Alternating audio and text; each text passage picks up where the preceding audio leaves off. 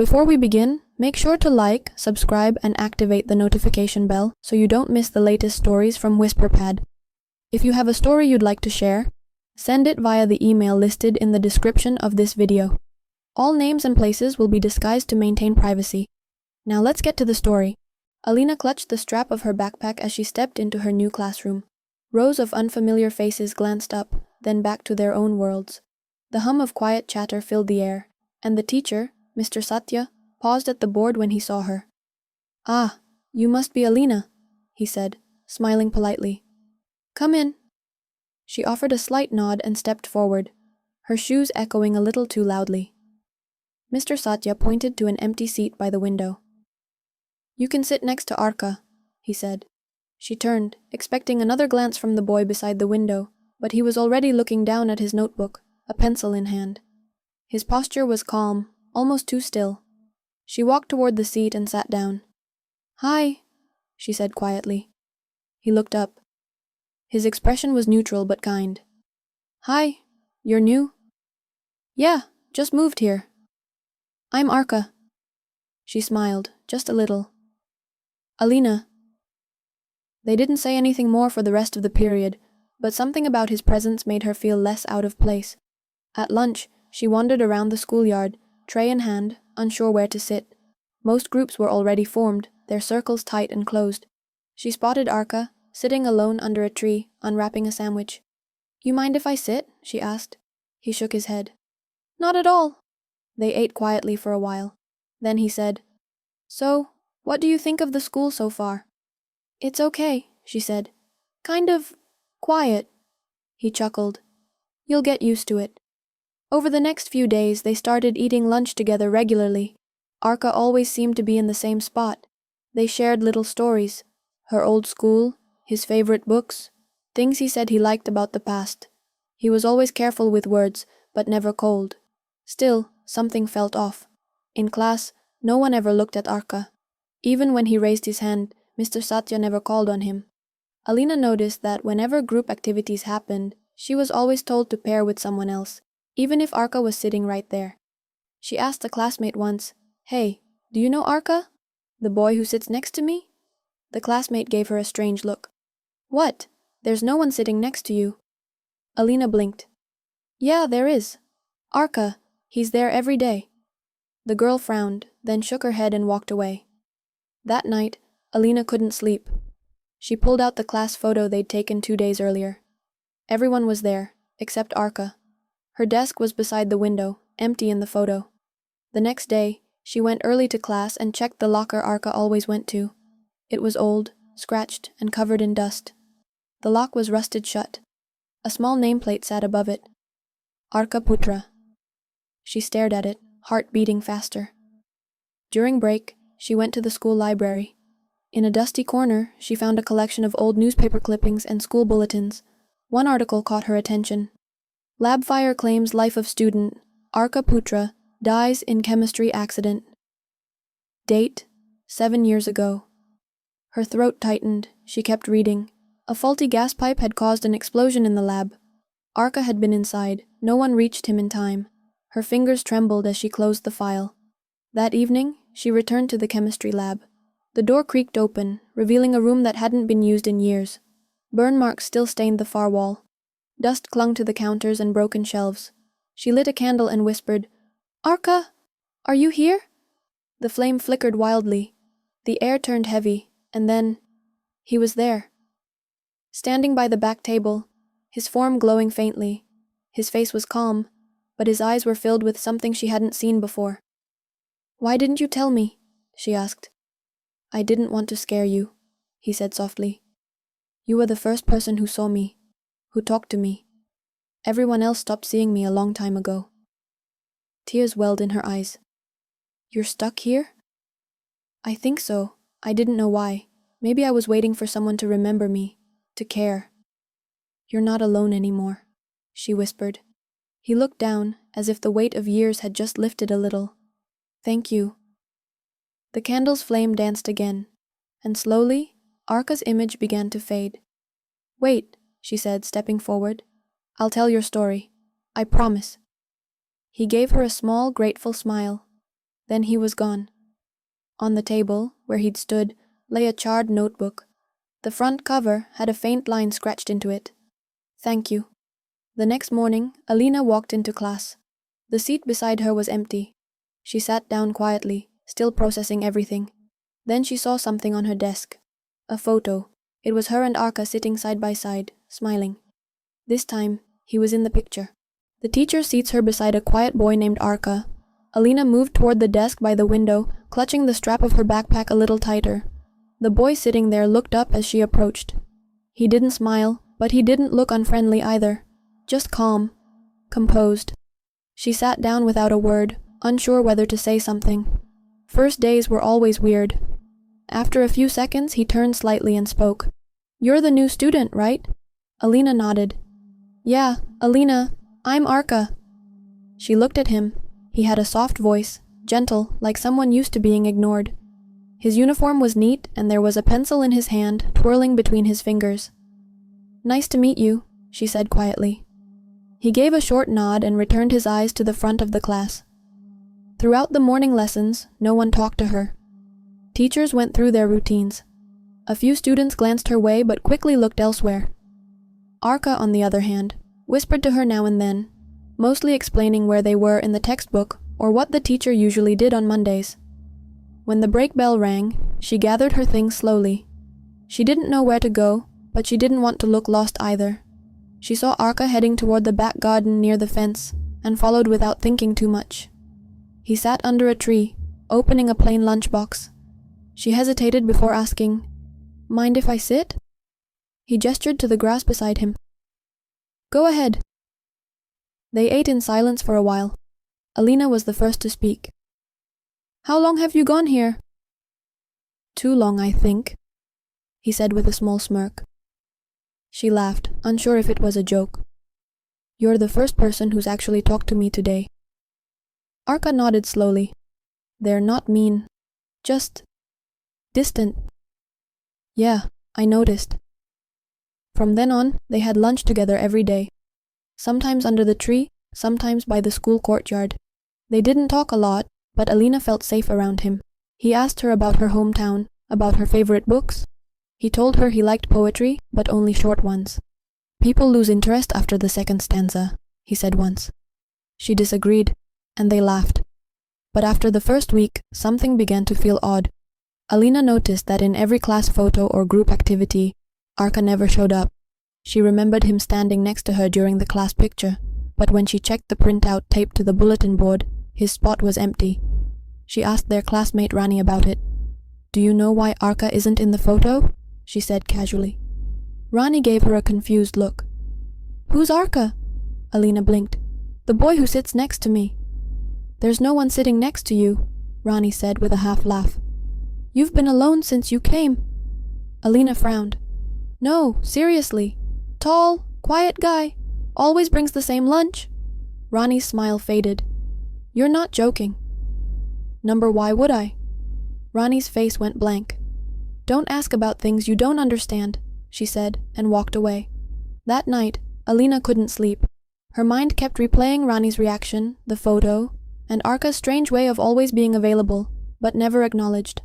The next day, she got to school early and checked the seat beside her. It was there, clean, with a textbook neatly stacked, but no name tag, no sign anyone had been using it. At lunch, Arka was already sitting under the tree. She sat down next to him, unsure how to bring it up. "Arka, do you ever talk to anyone else here?" He looked at her for a moment, then shook his head. "Not anymore." "Why?" "They stopped seeing me a long time ago." Alina froze. "What do you mean?" He didn't answer. That afternoon, she went to the library. In the dusty archives, she found a section for old school records and local news. After scanning headlines, one stopped her breath. "Student dies in lab fire, Arka Putra, 17.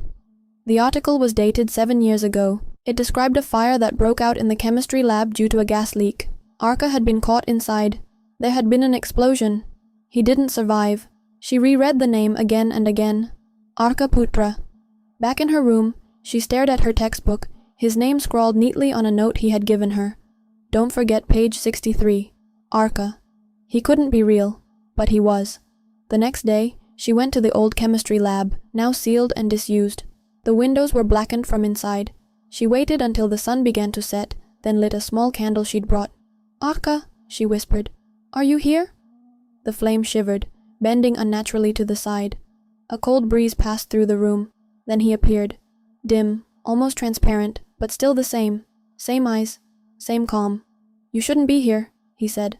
"Why didn't you tell me? I didn't want you to leave. You were the first person who didn't forget me." Alina stepped closer. "You've been alone all this time?"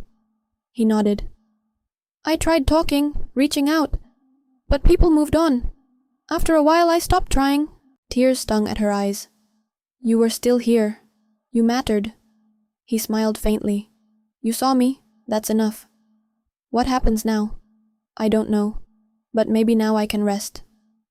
The flame flickered again, and his form began to fade. Before he vanished, he held out a charred notebook and placed it on the desk. Then he was gone. Alina walked out of the lab in silence. The next morning, Arka's seat was empty, truly empty this time. But on her desk was a photo, her sitting in class, smiling. And beside her, Arka. Arka is friendly, yet no one else acknowledges him. Alina found it strange. In class, Arka was always polite and helpful. He offered her his notes when she missed something, quietly pointed out where the teacher had moved on in the book, and sometimes wrote little comments in the margins that made her smile. But whenever she mentioned his name to others, they seemed confused or dismissive. During a break, she brought it up to a girl named Rani as they stood near the canteen. "Hey," Alina asked casually, "do you know Arka?" "The guy who sits beside me?" Rani blinked. "Who?" "Arka, tall, kind of quiet. He always sits at the window." Rani stared at her for a second, then gave a polite smile. "I don't think there's anyone sitting there." Alina frowned. "No, I sit next to him every day. He..." But Rani was already turning away to join her group of friends. Alina let it go for the moment, but a quiet discomfort settled in her chest. Later, she paid more attention in class. When Mr. Satya asked questions, Arka raised his hand once or twice, but Mr. Satya never called on him. In group work, when Alina suggested partnering with Arka, the teacher redirected her to another student. "Pair up with Kevin, please. He's alone today," Mr. Satya had said. She hesitated. "But Arka..." The teacher gave her a puzzled glance. "Kevin, Alina." She looked at Arka, but he just smiled faintly and nodded. "It's okay. I'm used to it." That line stuck with her. At lunch, they sat under the same tree in the back field. Alina poked at her food, her appetite dulled. "Do you mind if I ask you something?" she said. "Sure." "Why doesn't anyone else talk to you?" Arka paused, chewing his rice slowly. "Maybe they forgot." "Forgot?" "Things fade. People change." She frowned. "But that doesn't make sense. You're here every day." He didn't answer, just looked down at his lunch. The next day, she arrived earlier than usual and checked the attendance list, pinned to the classroom board. The names were typed and laminated. She scanned down the list. Arka's name wasn't there. Now she was certain something was wrong. She checked the lockers. Most were used and decorated with stickers or keychains. One, near the corner, was covered in dust and rusted at the edges. It had a broken padlock still hanging from the latch. Above it was a faint label, Arka Putra. Her heart pounded. The lock hadn't been touched in years. Back inside, she waited until lunch, then confronted Arka near the stairs. "Why isn't your name on the list?" He looked up, then away. "I guess it's not needed anymore." She felt a chill creep down her spine. "Who are you, Arka?" He hesitated for a long moment. "Someone who used to be here." That evening, she couldn't stop thinking about it. She called her older cousin who had graduated from the same school years ago. "Do you remember anyone named Arka Putra?" she asked. There was silence on the other end. Then, "Why are you asking about him?" "I think I've met him." "Alina, Arka died. There was an accident, a fire in the chemistry lab. It was awful. No one really talked about it after. People just moved on." Alina didn't sleep well that night. The next morning, she went to the school library and asked to see the archives. After a bit of digging, she found a newspaper clipping dated 7 years ago. "Student dies in lab fire. Arka Putra, 17, perishes in chemical explosion. There was a grainy black and white photo of a boy who looked exactly like the one she had lunch with every day. She sat in silence, the article trembling in her hands. Later that afternoon, Alina skipped her last class and went to the old science building. The chemistry lab was sealed off, windows dirty and covered in dust. She pushed the door open. The room smelled of rust and old chemicals. Burn marks still stained the walls. One lab table was blackened, and broken glass littered the corners. She lit a small candle and set it on the table. "Arka," she said softly. "Are you here?" The air shifted. Slowly his form appeared, transparent, like smoke, but more solid than she expected. He didn't look surprised to see her. "You found out?" She nodded, eyes wet. "Why didn't you tell me?" "Because no one ever stayed after they did." "That's not fair." "I wasn't trying to lie. I just wanted to feel normal for a while. Like I used to." Alina wiped her cheek with her sleeve. "You still matter. People just forgot, but I won't." Arka looked down, his expression soft. "That's more than I expected. Is that why you're still here?" "Maybe. I don't really know what keeps me here. Regret, maybe. Loneliness." Alina reached out, her hand passing through his. "You're not alone anymore." He smiled, a genuine smile. "Thank you." The flame flickered, and slowly his image faded, dissolving into the air like mist. On the table where he'd been, there was a small scorched notebook. Inside, on the first page, it read, "Thank you for seeing me." The next day, Arka's seat was empty.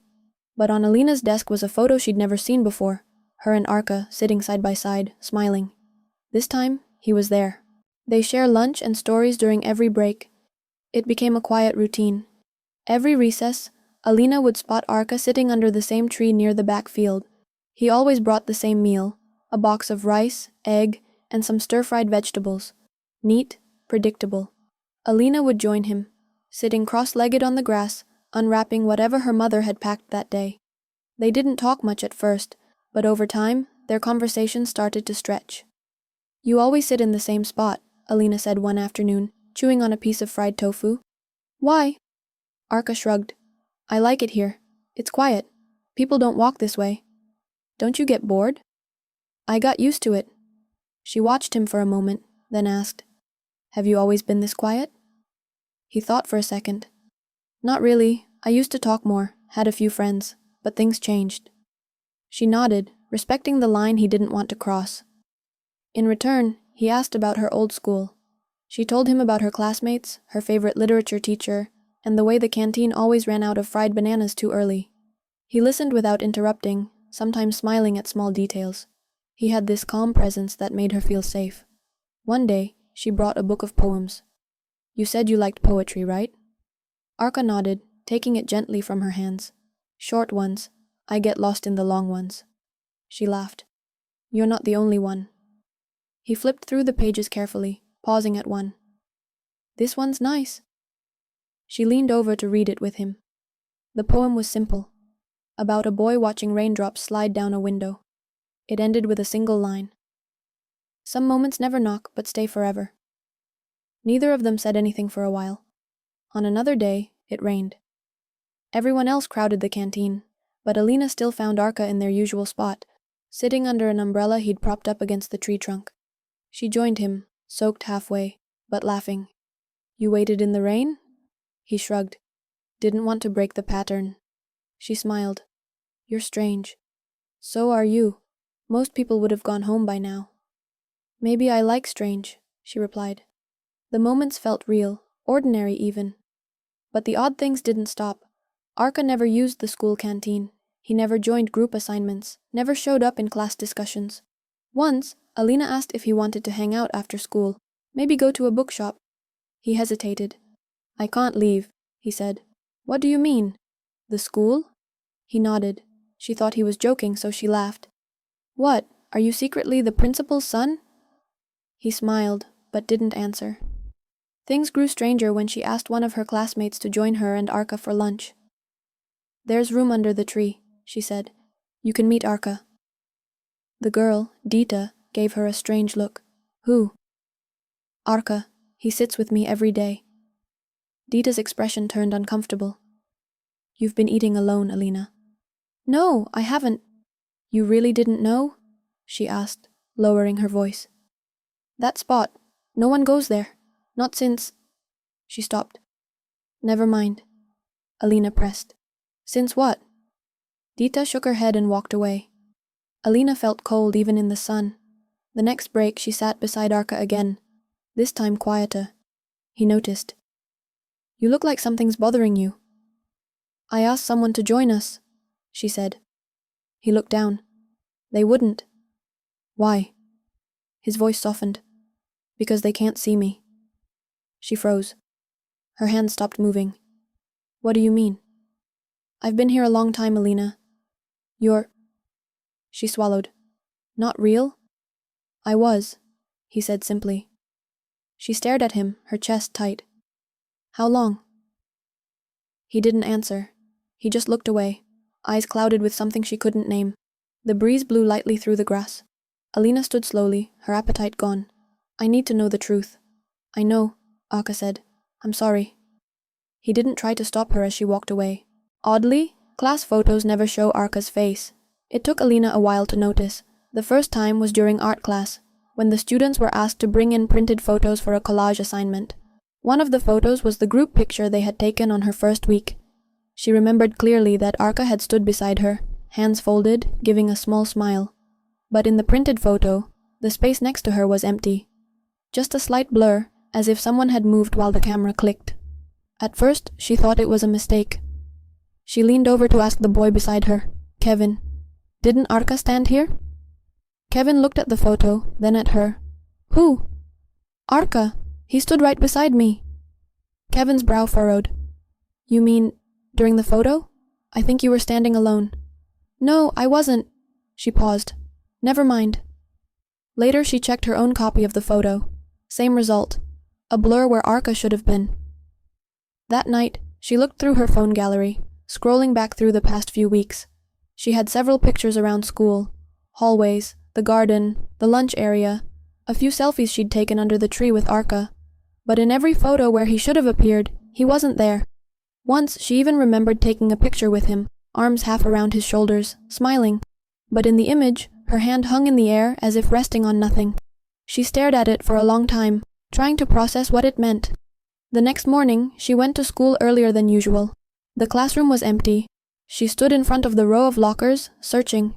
Arka always walked toward the end of the hallway, to the locker with peeling blue paint. But when she got there, she saw dust coating the top. The padlock was rusted and jammed. Above it, barely visible under a layer of grime, was a label, Arka Putra. She touched the lock. It didn't move.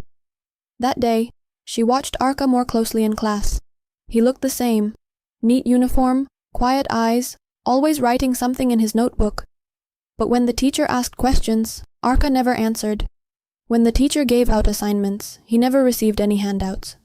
Alina started to notice how everyone else seemed to avoid looking at his desk, even when walking past. It was like he wasn't there at all. She decided to ask again. During break, she approached Rani, the same girl who had dismissed her weeks ago. Rani, Alina said, do you remember a student named Arka Putra? Rani's face went pale. Why are you asking about him? She said, voice low. I just want to know. He died, a long time ago. Don't talk about it? How long ago? 7 years. There was a fire in the lab. Alina felt her breath catch. Are you sure? Rani nodded. Some people say they've seen him, but we don't talk about it. That afternoon, Alina went to the library. The librarian, an older man who didn't ask questions, let her look through the newspaper archives. She found what she was looking for in a yellowed issue dated 7 years ago. Student dies in chemistry lab fire. 17-year-old Arka Putra was the only victim in a fire that broke out during after-school practice. Authorities stated the fire was caused by a gas leak. He was found unconscious inside the lab. The school shut the facility for safety reasons. Alina sat in silence, eyes fixed on the article. There was a photo attached, a black and white image of a smiling student in uniform. It was him. She folded the page carefully, returned the archive, and left the library with a weight she couldn't quite describe. That night, she returned to their usual lunch spot, under the tree at the back of the school. It was nearly dark. A few candles from the nearby shrine flickered in the distance. She sat and waited. "Arka," she called softly. He appeared slowly, walking from the shadows as if he'd been waiting. "You know now," he said. She nodded. "Why are you still here?" He didn't answer right away. Then, "I don't know. I just never left." "Are you stuck?" "Maybe. Maybe I didn't want to be forgotten." "You weren't, not by me." He looked down at the grass. "I like talking to you. I still want to talk, but I don't want to pretend anymore." He smiled faintly. "Thank you." They sat in silence for a while, just the two of them, like always. But now, something had shifted. It was no longer habit. It was goodbye, waiting to happen. Classmates dodge any questions about him. After what she saw in the school archives, Alina began to notice how people changed the subject whenever she brought up Arka. It didn't matter how casually she tried to ask. Everyone reacted the same. Some looked confused, others uncomfortable, and a few even looked afraid. One afternoon, while waiting for gym class to start, she sat next to Fira, a friendly classmate who usually didn't mind chatting. "Hey," Alina said carefully. "Can I ask you something?" Fira glanced at her. "Sure. Do you remember someone named Arka Putra?" Fira's eyes widened slightly. Then she looked away. "Why?" "He sits next to me in class." There was a pause. Fira's fingers tightened around her shoelaces. "You must be mistaken. That seat's been empty since..." She stopped herself. "Since what?" Fira stood up quickly. "Never mind, I have to go." Before Alina could respond, she was already walking away. A few days later, she tried asking her homeroom teacher after class. Mr. Satya was packing up his papers when Alina stepped to the front. "Sir," she said, "can I ask you something strange?" He smiled tiredly. "What is it?" "Did you ever teach a student named Arka Putra?" His hand froze mid-motion. Slowly he looked up. "Why are you asking about him?" he asked, voice suddenly serious. "I just saw his name somewhere, and I keep hearing things. People avoid the topic." Mr. Satya's expression changed. His smile disappeared, and his eyes became distant. "Arka was a student here," he said quietly. "A good one. Quiet. Kind. He paused, then shook his head. "It was a long time ago. There was an accident. We don't talk about it with students." "But why not?" Alina pressed. "It's like everyone's pretending he never existed." Mr. Satya gave her a look filled with something between sadness and warning. Sometimes silence is the only way people know how to deal with pain. Some things are easier left undisturbed. With that, he gathered his books and left the room. Alina stood there for a moment, unsure what to think. Later, during lunch, she returned to the old tree where she always met Arka. He was already there, waiting. "You asked about me," he said, not looking up. "Yeah." "I felt it," he added. "Whenever someone talks about me, even just a little, something changes." Alina sat down beside him. "Why don't they want to remember you?" Arka stayed quiet for a moment. Then he said, "Because it hurts, and because I remind them of a mistake." She looked at him. "What kind of mistake?" "There was a gas leak. In the lab. I was supposed to be supervised. But the teacher left early that day. Just a few minutes. No one noticed I stayed behind. When the fire started, the alarms failed. By the time anyone came, it was too late." He spoke in a calm tone, but Alina could hear the weight behind every word. "I didn't blame anyone. Not really. But I guess the school did. The teacher resigned. The lab was shut down. Everyone just tried to move on." "And you? Didn't?" "I couldn't," he said. "One day I was part of everything. Then suddenly I was a shadow. No one saw me. Until you." Alina felt something ache deep in her chest. "I wish I had come sooner." "I don't," Arka said with a small smile. "I don't know why you can see me, but I'm glad you do." She nodded slowly, unsure what to say. The wind blew softly around them. She reached into her bag and pulled out a small notebook. "I want to tell your story. You don't have to disappear like this. You don't need to, he said. It's enough that someone remembers me. But I want to. You deserve to be remembered. He looked at her, expression quiet and full of something close to peace. Okay, he said, if you really want to. I do. As they sat under the tree, not saying much more, Alina realized something had shifted again. It wasn't just about curiosity anymore.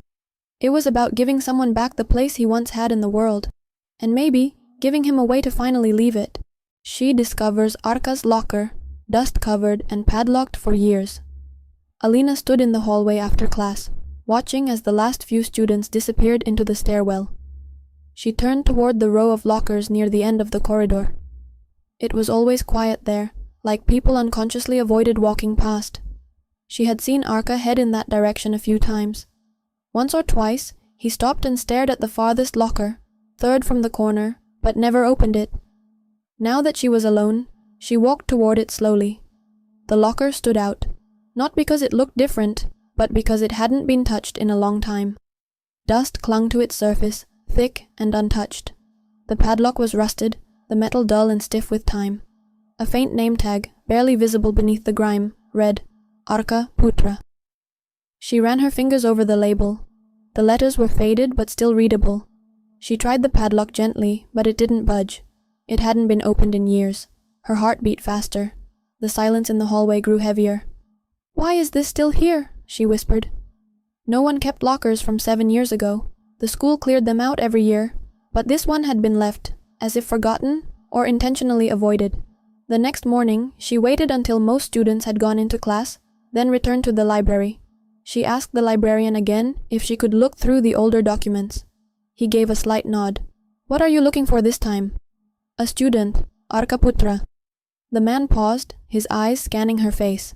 Then, without a word, he walked to a small filing cabinet and pulled out a folder. Inside were several articles and documents, most yellowed with age. Alina flipped through them until she found another one she hadn't seen before. Investigation closed in chemistry lab fire. The article described how a teacher had left students unattended during a practical session. One student remained behind. Arka. The gas valve had a fault, and when he lit the Bunsen burner, the fire spread rapidly. The fire alarm system malfunctioned. He was found too late. The last line read, a memorial was considered but quietly dropped after staff changes and administrative reorganization. No plaque, no mention in assemblies, no formal goodbye. Alina left the library feeling cold. That afternoon, she met Arka again by the tree. He sat in his usual place, knees drawn up, notebook in his lap. I saw your locker, she said quietly. He didn't look at her. I know. Why is it still there? No one wants to be the one to clear it out. Maybe they think if they leave it, they can forget it ever happened. She sat beside him. But you haven't forgotten. He shook his head. I was waiting, I guess, hoping someone would say my name again, that someone would notice. Alina took a deep breath. I noticed, and I'm not going to pretend anymore. He turned toward her, and this time there was something different in his expression, something gentler, almost like relief. I don't know why you see me, he said, but I'm glad you do. She hesitated. Can I ask something strange? Sure. If I opened your locker, what would I find? Arka paused. I don't remember everything, but I think... Notebook. My last one. I used to write in it all the time. Mostly thoughts, things I never said. Alina nodded. I'll try. He gave a small, thankful smile. Just be careful. The past doesn't always like being touched. The next day, she came to school with a set of tools her father kept in the garage. After her last class, when the hallway was empty, she returned to the locker. Her hands trembled slightly as she worked the lock. It took time, more time than she expected, but eventually, with a final snap, the rusted padlock broke loose. She opened the door slowly.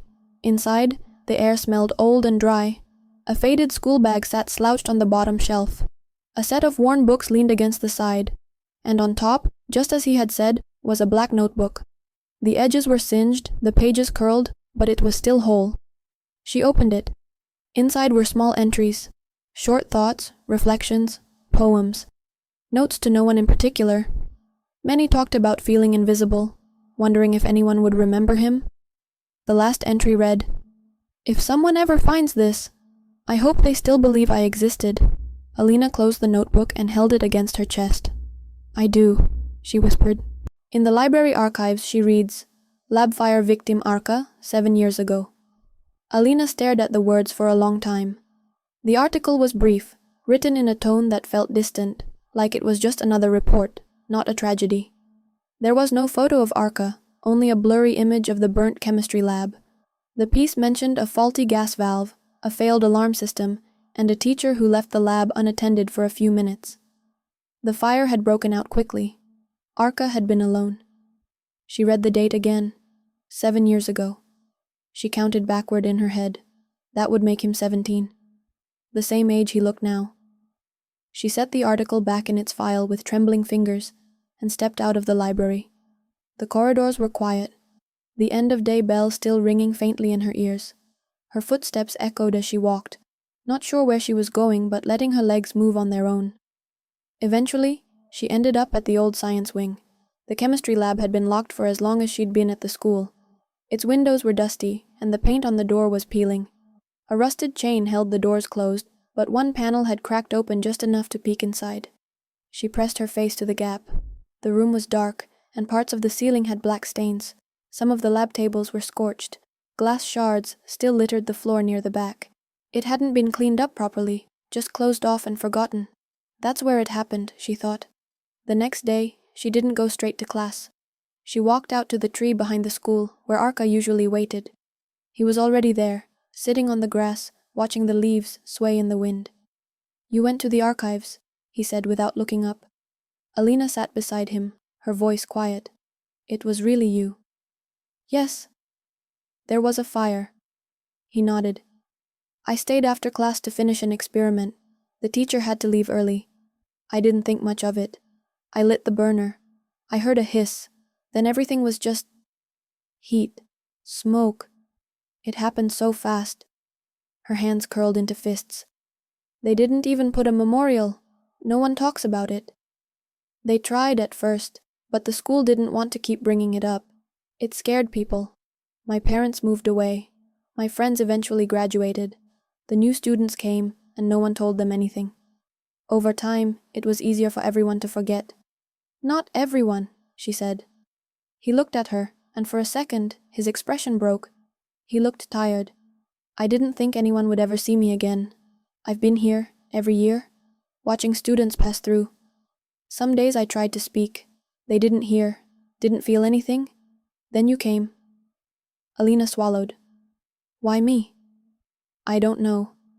Maybe because you were looking for someone too." She didn't deny it. Moving schools, leaving her friends behind, starting over. It hadn't been easy. The loneliness had crept in quietly. Maybe that's why she noticed him, because they were both alone. "Is this why you're still here?" she asked. "Because no one remembered you?" "I think so," Arka said. "I didn't know how to leave. I didn't want to leave. Not like that." "You don't have to stay now." He gave her a small smile. "Maybe not." They sat together for a while. No more words, just the wind in the trees and the distant noise of students heading home. Later that evening, Alina returned to her room and opened Arka's notebook again, the one she had taken from his locker. She flipped through the pages slowly, stopping at the last entry. "If someone finds this, maybe they'll see me. Maybe I won't disappear completely." She closed the notebook and held it tight. The next morning, she walked into class, expecting to see him by the window. But the seat was empty. For the first time since she arrived, it was truly empty. She sat down quietly. The classroom felt different. Then she noticed something on her desk. A small square photo. A picture of her and Arka sitting under the tree, side by side, smiling. This time, his face was clear. It started as a normal afternoon. Arka had stayed behind in the chemistry lab after class, hoping to perfect an experiment he hadn't gotten right during the lesson. The other students had packed up and left, their chatter fading down the hall. Even the teacher had stepped out, saying he had to sign something in the office. "Don't take too long, Arka," he had said. "Lock up when you're done." Arka nodded, adjusting the flame on the Bunsen burner. He was careful. He always was. He didn't rush, didn't play around like the others sometimes did. He just wanted to finish one thing properly. He leaned closer, watching the reaction in the beaker, trying to keep the temperature steady. That's when he heard it, a faint hiss near the wall, behind the gas pipe. He paused, turned his head slightly. The noise didn't stop. A second later, the room went white. There was a loud crack, and then fire burst along the countertop. He jumped back, knocking over his stool. The beaker shattered on the floor. Flames leapt up the back wall, spreading fast. Too fast. The gas line must have broken. He stumbled to the door and grabbed the handle. It was jammed. He yanked harder, shouting, coughing. Smoke filled the room, thick and sharp. He dropped to his knees and crawled toward the side wall, where a second exit was supposed to be. But the fire was already there, curling along the ceiling. He screamed again, banging on the wall, on anything. But the walls didn't answer. No footsteps came. He covered his mouth with his sleeve, eyes stinging, throat burning. His vision blurred. Everything around him turned orange and black and gray. He never made it to the second door. Alina sat alone at the base of the tree, his notebook in her lap, the wind flipping the pages slowly. She hadn't meant to see the flash of memory, but somehow she had. Like it had passed through her. Brief but vivid. She didn't know if it was her imagination or something Arka had shown her without meaning to. Either way, it felt real. Too real. Later that evening, she went back to the old lab. She had avoided it for days, even after unlocking the locker and reading everything she could find. But now, something pushed her back, like she owed it to him to return. The hallway was dim. The building was still off limits, but the back door creaked open when she pushed. The air inside was stale and quiet. She stepped into the lab, flashlight in hand. The room looked exactly like in the article photos. Blackened walls, soot-covered counters, broken glass still scattered on the floor. In the corner, part of a shelf had melted, its metal frame bent. Alina walked to the center of the room and sat down.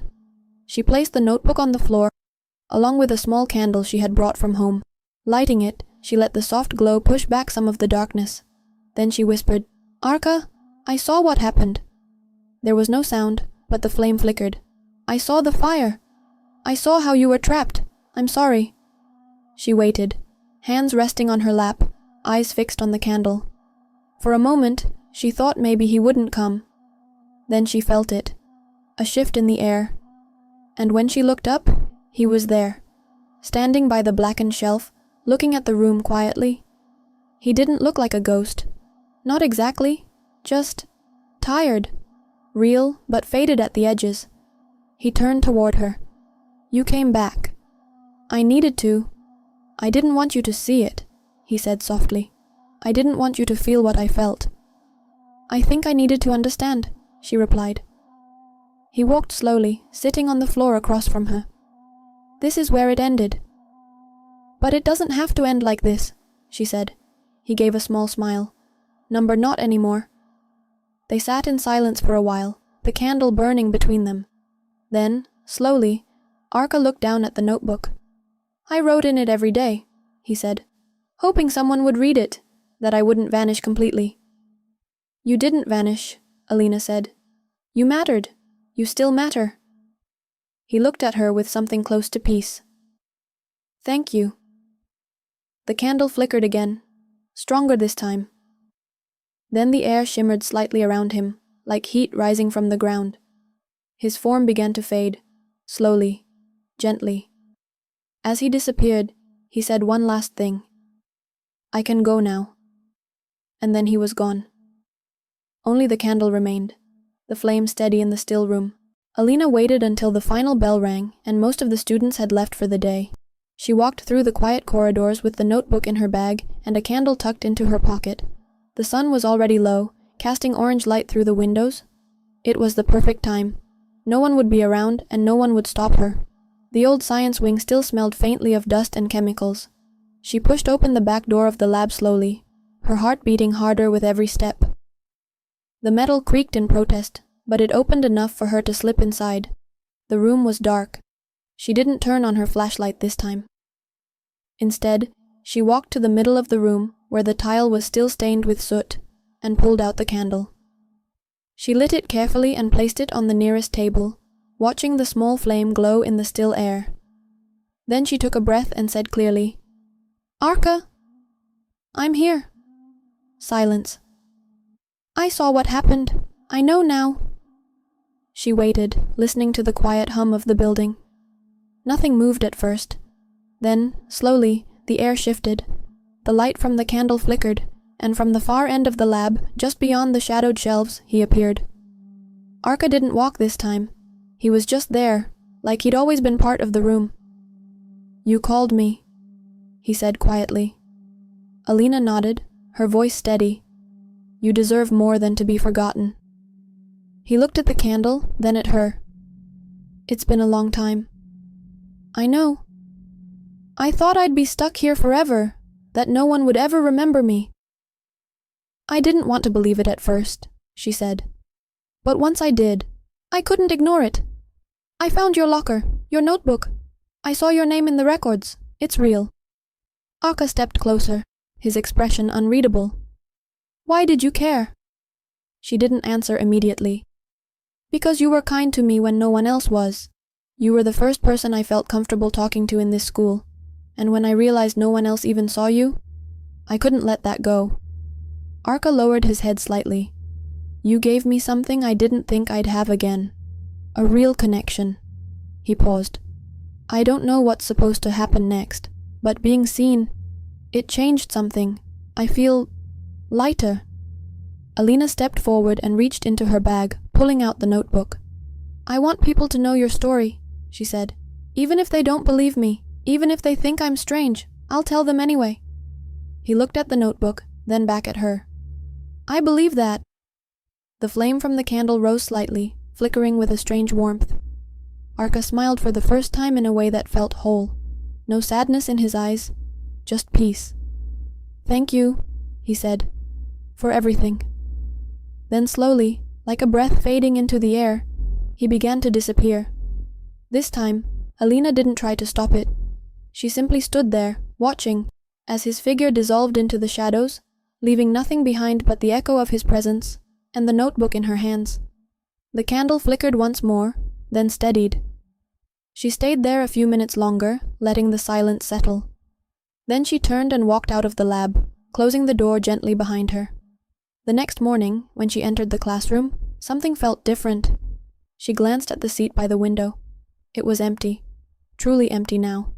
There was no trace of him, no sound, no sense that he had just stepped out, just sunlight falling on the desk. Alina walked to her own seat and found something waiting for her. A photograph. It hadn't been there the day before. She picked it up with careful fingers. It was a picture of her, sitting under the tree, laughing, mid-conversation. And beside her, Arka, clear, visible, and smiling. And the flame leapt up suddenly, flickering high for a moment before settling into a steady glow. Alina stepped back instinctively, but the light had already spread across the room. Slowly, like a figure stepping out of a fading memory, Arka appeared.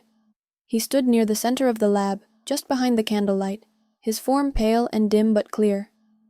He looked like the same boy she had shared lunch with so many times, but his expression was different now. There was no smile, just a quiet sadness resting on his face. "I didn't think you'd really come," he said. His voice was soft, but it echoed faintly around the burned walls. Alina swallowed the lump in her throat and took a cautious step forward. "I had to," she said. "I needed to understand." Arka looked down. His hands were in his pockets, and his shoulders seemed heavier than usual.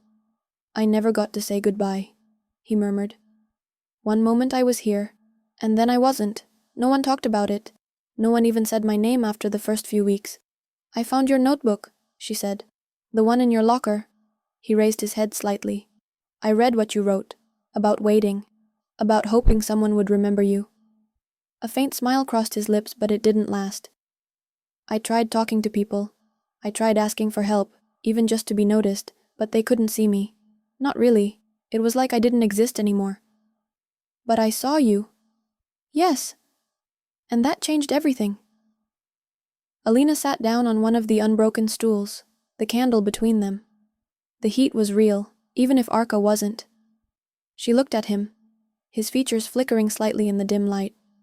"I wish I could have met you back then," she said. "Before all of this." He gave a small nod. "Me too. But I think maybe this is how it was meant to happen. You saw me when no one else could. I don't want you to fade away like you never existed." "You already changed that," he said. "You remembered me. You said my name. You cared. That's more than I ever thought I'd get." He stepped a little closer, just to the edge of the candle's glow. His face was clearer now, tired but calm. "I don't think I belong here anymore," he said. "I've been stuck between memories and silence for so long. But this feels like something is closing." "Do you feel ready?" she asked. "I don't know," he admitted. "But I feel seen, and I think that's what I needed." Alina looked at the scorched floor beneath him, then back at his eyes. "I'll tell your story, Arka. I'll make sure people remember, even if they don't believe it." He smiled again, this time with warmth. "Thank you." The air around him shimmered gently. His form started to lose its shape, softening around the edges like steam rising into the sky. "I'm glad it was you," he whispered. And then he was gone. No loud sound, no gust of wind, just a faint stillness settling into the room. Alina sat quietly for a while longer, letting the candle burn down. The notebook lay beside her on the desk. She opened it again and traced her finger across the last page. "If someone finds this, maybe I won't disappear completely." "You won't," she said aloud. When she finally stood to leave, she took the notebook and candle with her. As she stepped into the hallway, the door behind her creaked slightly, then stayed shut. The next morning, the seat beside her desk in class was empty. There were no signs of him anymore. No whisper, no faint smile when she entered the room. Just sunlight on an empty chair. But when she reached her desk, she paused. A single photo rested on top of her notebook. It showed her and Arka sitting under their tree, mid-laugh. This time, he was clear, present, real, smiling. Alina didn't speak right away. The glow of the candle still cast soft light around the abandoned lab, and Arka's figure, faint but steady, remained close by. His shoulders were slightly slumped, his voice still echoing in her mind. "I'm stuck. I think I've been waiting for someone who could really see me."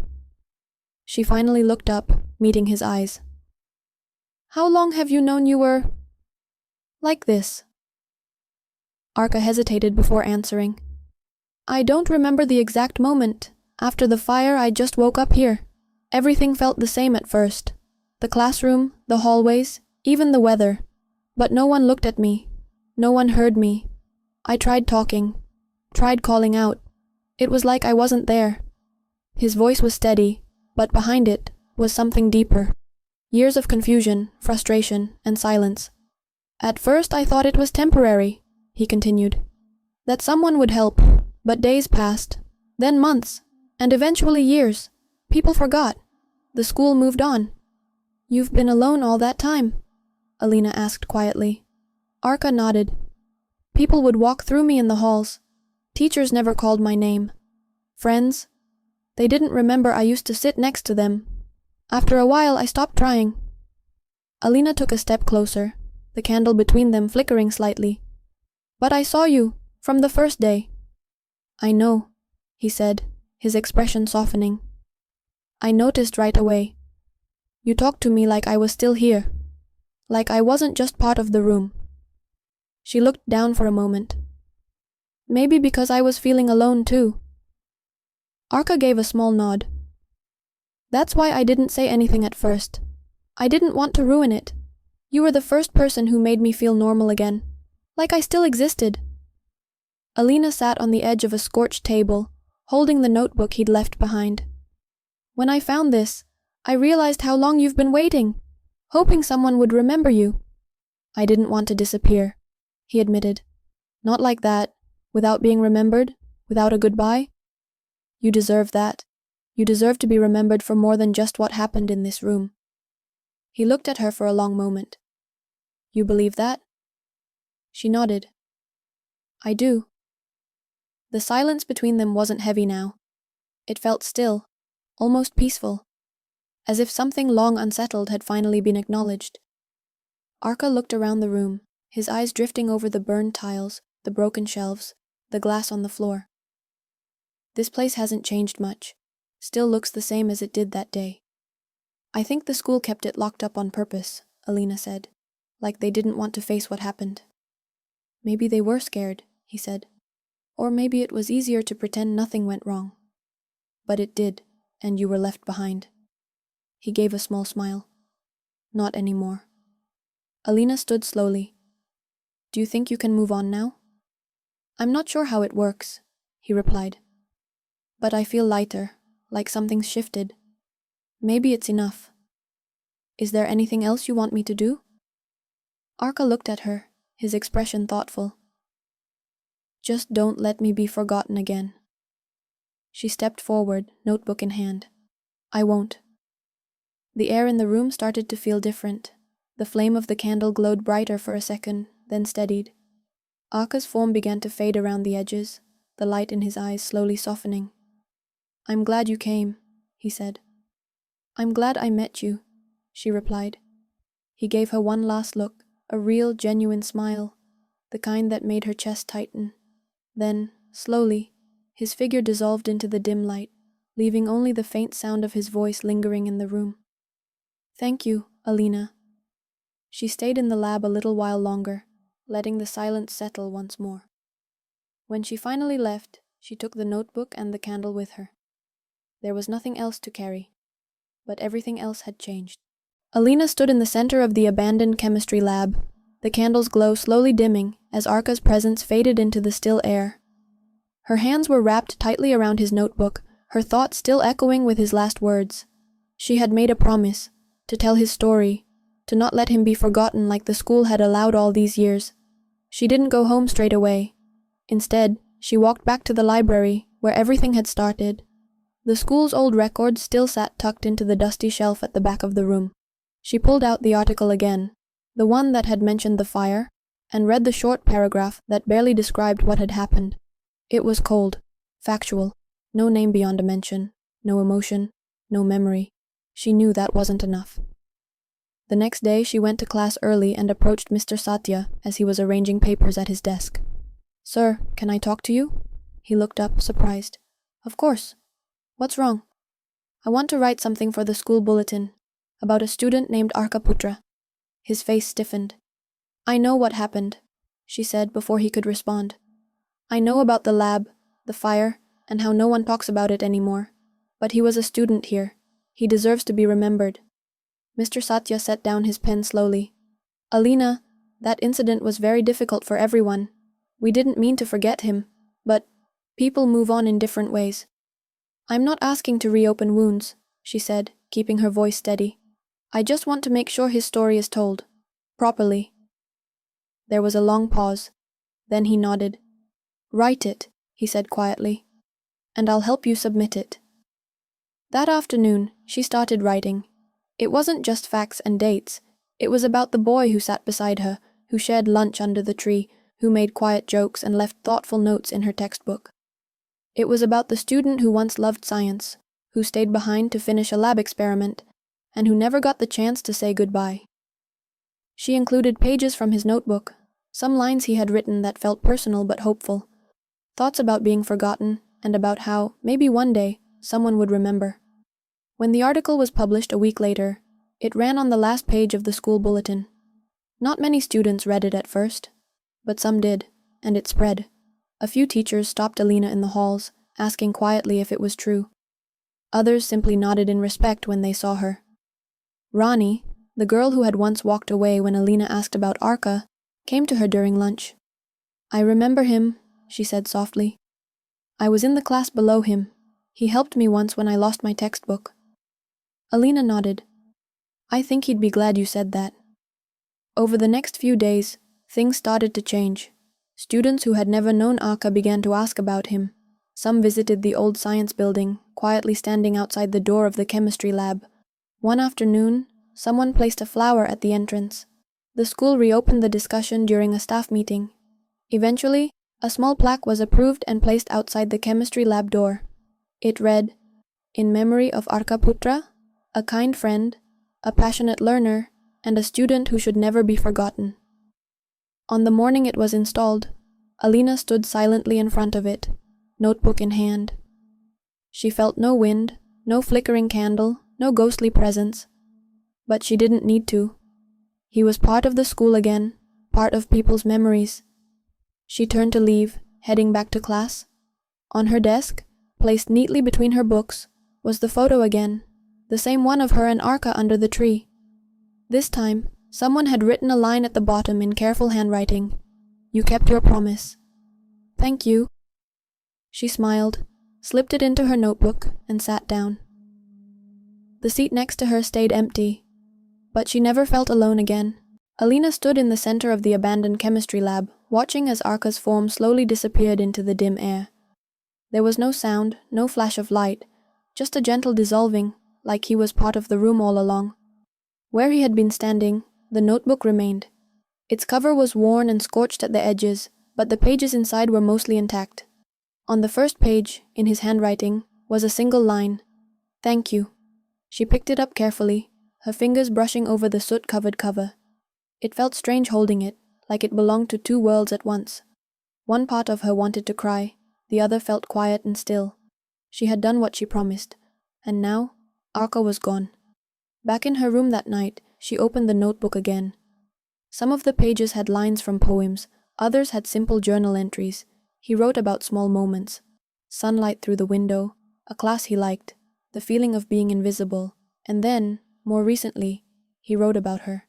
"She sat next to me today," she smiled. "I didn't think anyone could still see me. I don't know how long she'll stay, but I hope she doesn't leave too soon.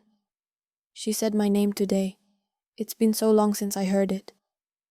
Alina closed the notebook after reading the last entry. She rested it beside her pillow and turned off the light. That night, her sleep was the most peaceful it had been in weeks. The next morning at school, she entered the classroom and paused at the doorway. His seat by the window was empty. It wasn't just that he wasn't there. It felt final now, like the space had returned to the way it had always been before she arrived. She walked to her desk and sat down slowly.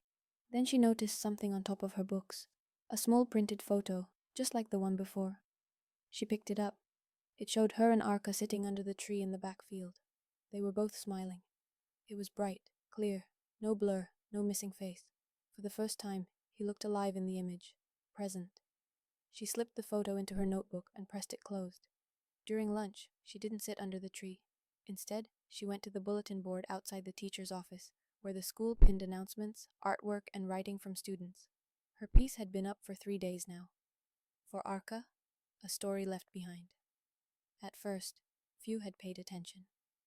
But now, there were notes pinned around it. Some had messages like, "I didn't know him, but I wish I had. I remember hearing about the fire. Thank you for telling us the truth. He won't be forgotten anymore." Rani walked up beside her and spoke quietly. "You really saw him, didn't you?" Alina didn't turn. "Yeah. I used to think people made it up, but now I believe you." She glanced at Alina. "He was lucky you came." "No," Alina said, shaking her head. "I was lucky." That weekend, the school held a quiet ceremony by the old chemistry lab. No speeches, no large crowd. Just a few teachers, some students, and a plaque newly installed beside the door. "In memory of Arka Putra, a friend, a student, and someone we should have never forgotten." Alina stepped forward and placed the scorched notebook beneath it. She didn't need to keep it anymore. It belonged there, where his story had ended, and where it had now found meaning. She whispered one last time, "Goodbye, Arka." There was no response, no flicker of candlelight or sudden breeze. But she didn't expect one. She walked away slowly, the hallway quiet behind her. From that day on, people started to ask questions. New students heard the story. Teachers no longer avoided his name. And when people passed the old lab, they paused, not out of fear, but out of respect. Alina kept the photo in her notebook, right at the front. She didn't need to look at it every day. Just knowing it was there was enough. Arka had been seen, and that was all he ever wanted. Next morning, his chair is empty, but on her desk is a new photo of the two of them smiling in class. Alina stared at the photo for a long time. It sat neatly atop her textbook, not like something accidentally left behind, but as if carefully placed there for her to find. She picked it up slowly. Her fingers shook, just a little. It was taken in their classroom, her desk by the window, and next to her, Arka. They were both smiling. He looked the way she remembered him on good days. Quiet, calm, but with a softness in his eyes that rarely showed up. There was no blur this time, no missing face, no gap where he should have been. He was there. Fully, clearly there. Alina held the photo close, unsure whether to feel joy or sadness. He had really gone. She had known that the moment she walked in and saw the empty chair. But this photo, this was his last message. Proof that what they shared hadn't been a dream, that he had been real, and that he remembered too. The bell rang, pulling her attention back to the room. Students began to file in.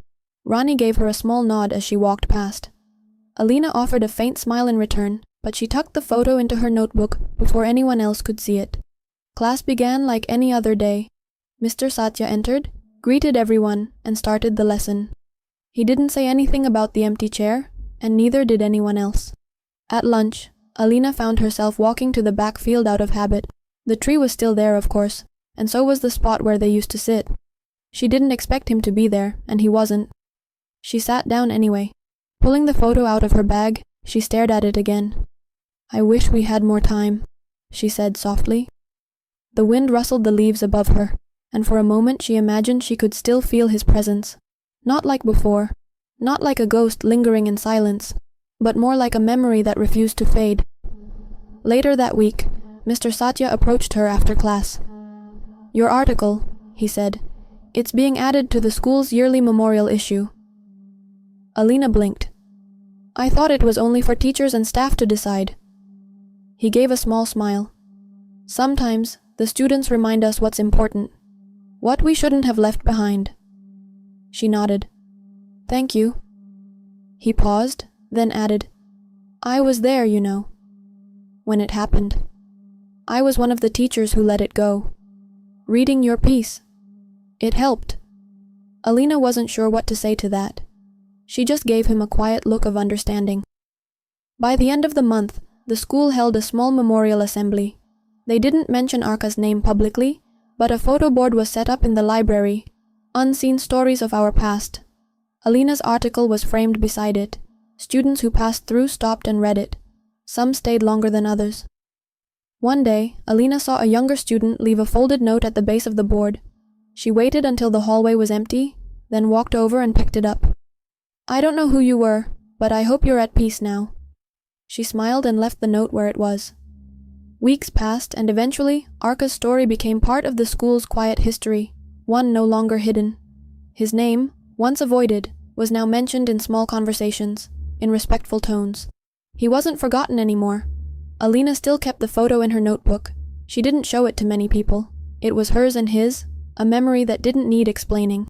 And every now and then, when the class was quiet and the sun came in through the window just right, she would glance at the empty chair next to her and remember, not with sadness, but with gratitude.